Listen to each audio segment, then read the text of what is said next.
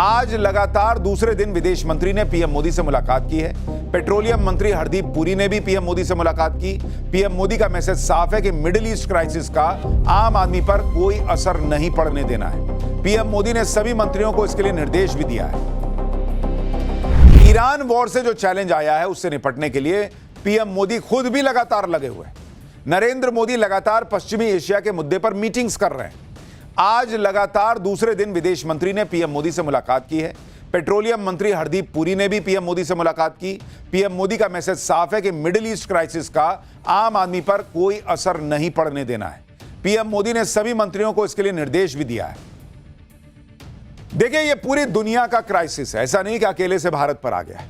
कौन इससे कैसे लड़ पाएगा, यही चुनौती है। और नरेंद्र मोदी पूरा प्रयास कर रहे हैं कि भाई एक तरह से तैयारी रखो कि किसी को दिक्कत ना आनी दी जाए।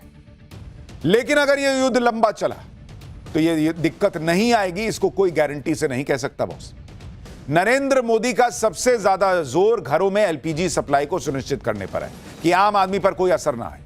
और इसकी बड़ी वजह है क्योंकि भारत में आज की डेट में एलपीजी से ही करोड़ों घरों में खाना बनता है। क्योंकि नरेंद्र मोदी के आने के बाद एलपीजी सिलेंडर जो है वो घर घर में पहुंचने लगा।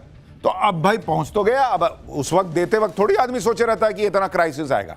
तो देश में अगर आप देखेंगे जो एलपीजी कनेक्शन है वो आज की डेट में कहा जा रहा है कि ऑलमोस्ट 33 करोड़ है, 33 करोड़। यानी मान के चलिए आपकी 33 करोड़ परिवार हो गए। और अगर एक परिवार में पति पत्नी और बच्चा भी खाली रख लीजिए, 3 लोग भी रख लीजिए, 33 करोड़ परिवार, तो ऑलमोस्ट 100 करोड़ के आसपास का मामला पहुंच जाता है। इसीलिए सरकार एलपीजी पे फोकस की भी है, क्योंकि ये ऑलमोस्ट 33 करोड़ कनेक्शन मतलब 100 करोड़ लोगों की बात है। एलपीजी की सालाना खपत जो है वो एलपीजी की देश के अंदर वो है 31.3 मिलियन टन। ये सालाना खपत है। और इसमें घरेलू खपत जो है, जो आप घर में इस्तेमाल करते हैं, घरेलू खपत वो ऑलमोस्ट 87% है बॉस, 87%। और कमर्शियल यूज जिसमें रेस्टोरेंट, होटल वगैरह सब शामिल है, वो 13% आता है। तो इसीलिए एलपीजी की सप्लाई सुनिश्चित हो, ये बहुत जरूरी है देश के अंदर। और इसीलिए नरेंद्र मोदी पूरा जोर लगा रहे हैं कि किसी भी तरीके से एलपीजी का कनेक्शन जो है ना, एलपीजी की सप्लाई जो है वो सुनिश्चित रहे। हालांकि कुछ राज्यों में अब पाइपलाइन के जरिए भी रसोई गैस आती है और उससे खाना बनता है, इसलिए पीएनजी यानी पाइप्ड कुकिंग गैस को भी प्राथमिकता में रखा गया है। केंद्रीय पेट्रोलियम मंत्री हरदीप पुरी ने आज यह भरोसा दिया कि घरेलू उपभोक्ताओं के लिए किसी तरह की कमी नहीं है, घबराने की जरूरत नहीं है। आम लोगों को एलपीजी सिलेंडर की कोई कमी ना हो और पैनिक में लोग सिलेंडर खरीदने की हड़बड़ी ना करने लग जाएं, इसके लिए सरकार ने कुछ कदम भी उठाए।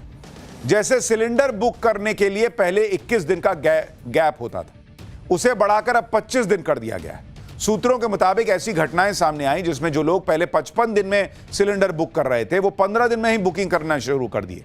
आमतौर पर एक घर में 14 किलो वाले 6 से 7 सिलेंडर की सालाना खपत होती है और औसतन सिलेंडर रिफिल की जरूरत 55 से 60 दिनों में पड़ती है। तेल और गैस, ये 2 चीजें ऐसी हैं जिसके बिना आज की डेट में कुछ नहीं चल सकता।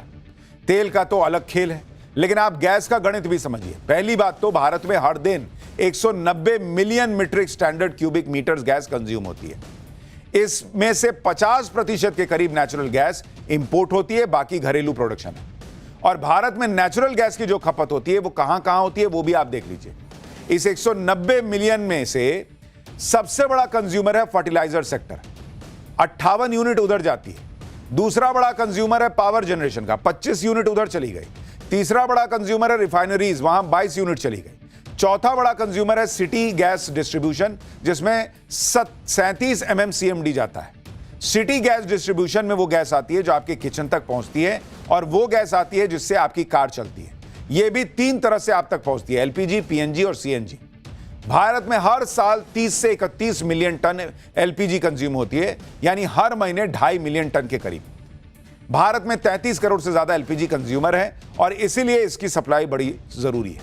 चुनौती यह है कि भारत अपनी एलपीजी की जरूरत का 60% बाहर से इंपोर्ट करता है और इस इंपोर्ट में 90% उसी स्ट्रेट ऑफ हॉर्मुज से आता है जहां अभी मामला फंसा हुआ है। अगर स्ट्रेट ऑफ हॉर्मूज में कोई डिसरप्शन होता है तो सीधे हमारे किचन पर असर पड़ता है। और इसीलिए हमने पाठशाला में आपको डे 1 में कहा था कि यह कोई रूस यूक्रेन युद्ध नहीं है कि भाई उधर चल रहा है, इधर ठीक है, थोड़ा बहुत असर हो रहा वाला हिसाब है। मिडिल ईस्ट का युद्ध में फंस जाना, खाड़ी देशों का युद्ध में फंस जाना, यह सारा संकट शुरू होगा। और वही हो गया, क्योंकि स्ट्रेट ऑफ हॉर्मूज ईरान युद्ध के बाद 10 दिन से बंद है और इसके खुलने के आसार भी नहीं दिख रहे, क्योंकि युद्ध खत्म होता दिख नहीं रहा। बात सिर्फ एलपीजी की नहीं, आप पीएनजी सीएनजी को भी देख लीजिए। पीएनजी सीधे आपके घर से पाइपलाइन के जरिए पहुंचती है।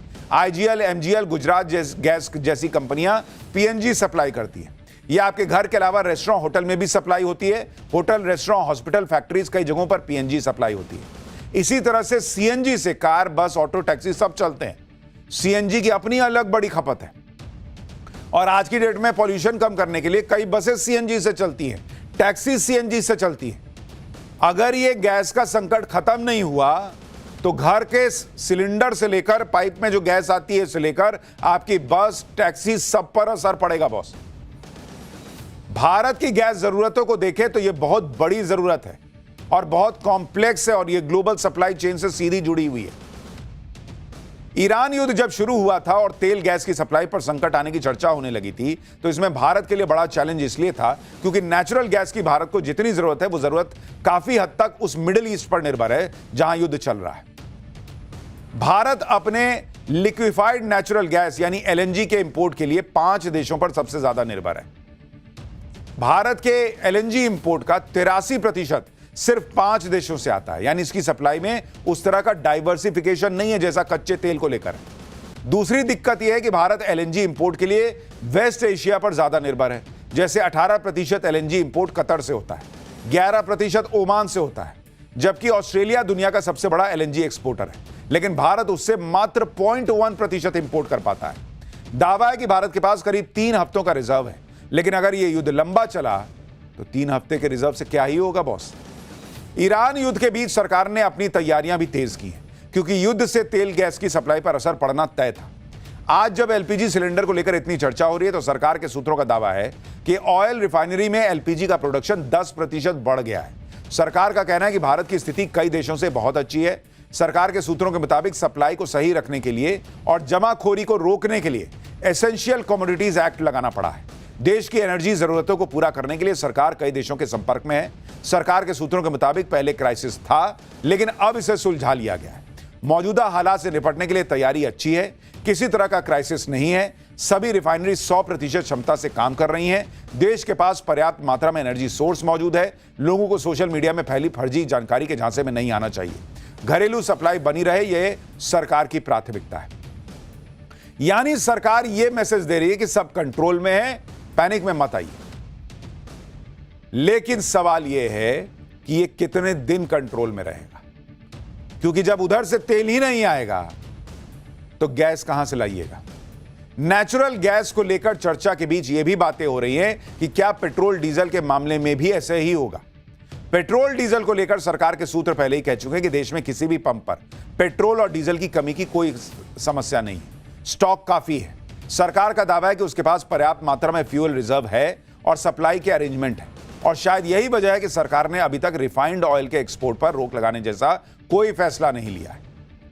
भारत में तो पेट्रोल डीजल के दाम कंट्रोल में हैं फिलहाल। सप्लाई की कोई दिक्कत ऐसी दिख नहीं रही है। दाम बढ़ने की बात है लेकिन अभी बढ़ी नहीं है।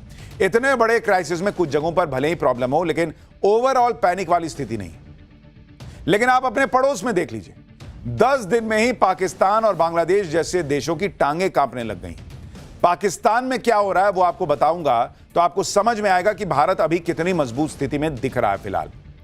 ईरान युद्ध की वजह से पाकिस्तान में तेल की भयंकर कमी हो रही है और इसी कमी से निपटने के लिए पाकिस्तान को अपने स्कूल दफ्तरों पर ताला लगाना पड़ा है ताकि लोग ज्यादा फ्यूल का इस्तेमाल न कर पाएं। पाकिस्तान की सरकार ने ऐलान किया है कि स्कूल 2 हफ्तों के लिए बंद रहेंगे।